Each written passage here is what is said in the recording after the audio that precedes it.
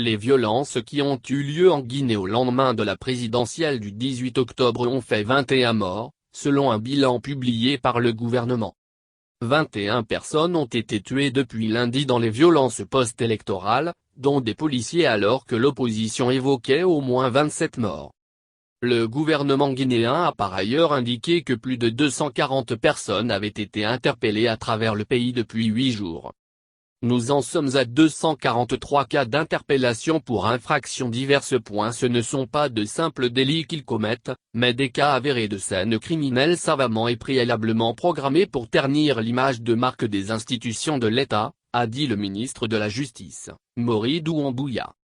Alors que la situation reste toujours tendue depuis l'annonce de la victoire du président Alpha Condé, une mission diplomatique internationale a été dépêchée dans le pays.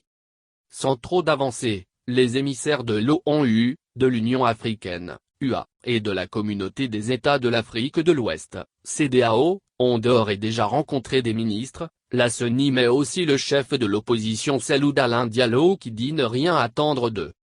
Je n'attends pas grand-chose de ces émissaires, qui, en réalité, se sont toujours rangés du côté d'Alpha Condé. Mais il est important de saisir toutes les opportunités pour communiquer les informations qui mettent en évidence notre victoire et pour attirer l'attention sur la répression sanglante qui est en train de s'abattre sur les Guinéens, a tweeté peu après la rencontre M.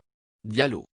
Le président sortant Alpha Condé qui briguait un troisième mandat controversé a été proclamé vainqueur de la présidentielle avec 59,5% des voix mais son principal challenger depuis 2010 Cellou Dalein Diallo, conteste les résultats revendiquant une victoire qui lui a été volée par le régime en place.